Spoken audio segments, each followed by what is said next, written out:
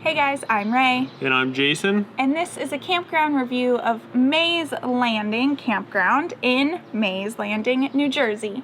We stayed here for 2 weeks in July and we didn't love it. So we're gonna go through our normal spiel of telling you about the campground, but if you wanna hear why we didn't love it, stick around to the end.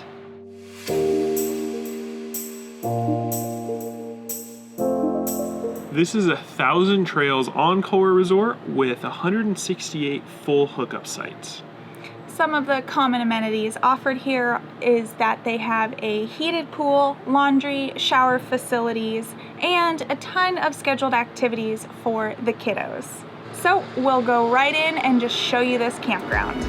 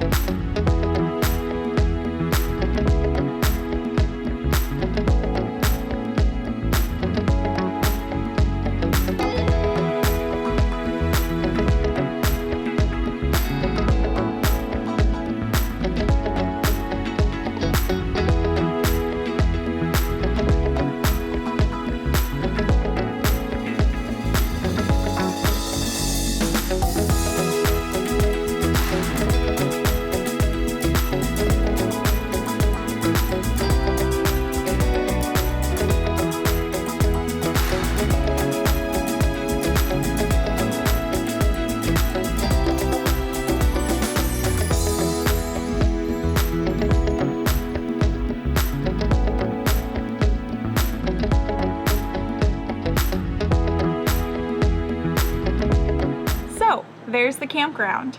And what's unique about this place? I'll have to say nothing really. It's about an hour away from anything that you might want to see in New Jersey, and the campground's not really updated. The pool is nice, we'll give them that. I think the only thing I would say is unique is the sheer amount of activities they have for kids. That's true. And they announce them over the loudspeaker every couple of hours. Very loudly. Every day. So what's the cost of this campground? Well, we booked this particular campground through our Trails Collection package that we have in addition to our 1,000 Trails membership.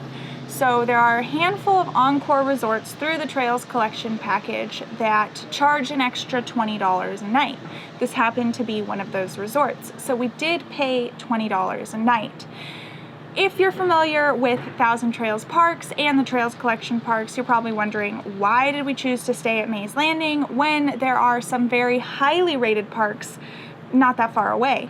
Well, we booked last minute and it was over the 4th of July holiday weekend, and this was the only place that had availability. So we thought, okay, it's an Encore park, we'll pay an extra $20 a night, no big deal. Wrong. Definitely stay in the surrounding parks that are in the area if you're looking to stay through 1,000 Trails. And book early. Alright, so then how's the cell service? AT&T had 4 bars of LTE, while we were only able to get 1 with Verizon. And we're pretty sure you already know the answer to this, but do we recommend this campground? No. The first reason is because it's located in the middle of nowhere. It's an hour drive to Atlantic City, an hour drive to Cape May, and it's even like a 30-minute drive to get to a Walmart. So, too far. The next reason, which Jason previously mentioned, is they did have a loudspeaker, and not just one, there were multiple loudspeakers set up through the entire campground. So whether you were trying to relax by the pool or sit outside or even in your RV, you could hear this thing, and it went off multiple times a day, every single day, and it was all they were doing was announcing the activities of, hey, if you want to roast s'mores, come here. Hey, if you want to play this game, come here. Hey, go to the activity center if you want to do this. And while that doesn't seem super annoying, after 2 weeks, it gets pretty old. And of course, lucky us, we had a campsite where the loudspeaker was set up and it faced our rig, so it was loud. The third reason we have is our site was extremely small, which usually wouldn't be an issue, but we were placed in, I don't know, it was like a 20-foot site, so we stuck out about 20 feet in front of the site. And I think the more like upsetting thing is that for the majority of our time there was pull-throughs that were completely open, and when they weren't open, they were filled by pop-out tents.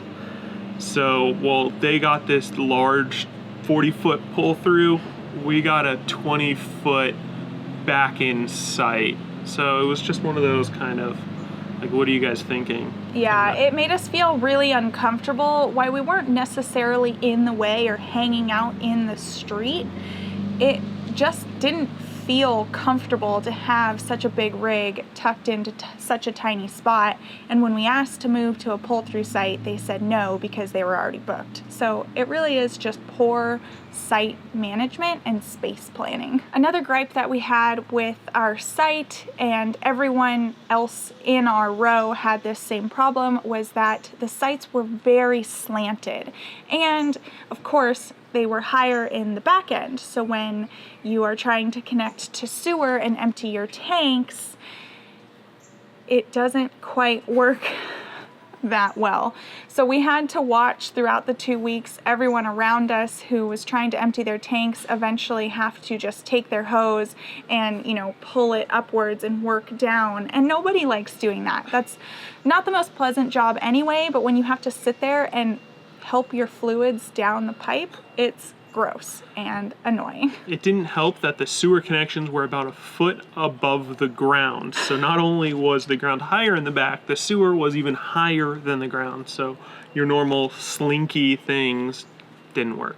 Yeah. The next reason that we didn't like this park was because most Encore parks that charge that extra $20 when part of the Trails collection are nicer parks. You see a lot of the renovations and the sites and upgraded amenities. And this one, while they did have like new wood railings, the rest of the facilities weren't upgraded, and I don't feel that it was worth the extra $20 a night on top of the Trails collection package. Another thing that we didn't really love about this park, and we've never experienced this before, is that the park was about 90% full of long-termers or seasonals. And why that's not our issue, the fact that we felt like we were encroaching in their community felt like it. They weren't the friendliest group. You could tell they all knew each other, and if you said hi, they'd say hi back, but it was a really weird vibe that we kind of just felt like we weren't wanted there because we were only passing through. The next reason that we disliked this place was the sheer amount of bugs. Well, you expect it when you're out camping. This was the first place that we experienced a bunch of ticks while we were taking Carmen out for walks, and there's more spiders than we cared to ever see. Yes, it was just a huge amount of bugs. And our last gripe about this place is the fact that their washer and dryer prices were absurd. It was $2.50 for a wash and $2.50 for a dry. I have never ever seen laundry be that much in a park before, so that just really grinded my gears.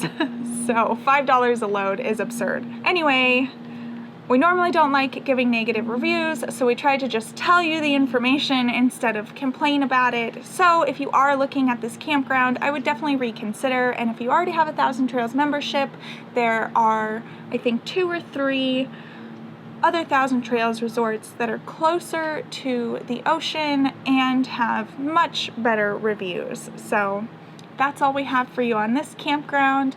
Don't forget to like this video and subscribe to join our getaway gang. We'll see you next time. Bye, guys.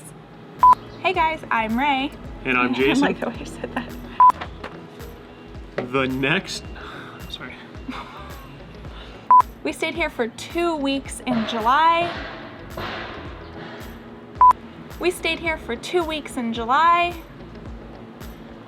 And what? And we hated every minute. Oh, okay. It said canceled, so I was like, whoa. Chiquitas. Cicadas. Chiquita bananas. Oh man. Oh, those bananas are so loud. Chiquita season. Ready? Yeah. And you already know. Did he just back up into that tree? He did. Poor guy. Oh no, is he doing it again? Oh. He doesn't care, he's just gonna drive away. Yeah. Okay, bye. Oh, he doesn't have a dent, does he? Who knows what No. the other side.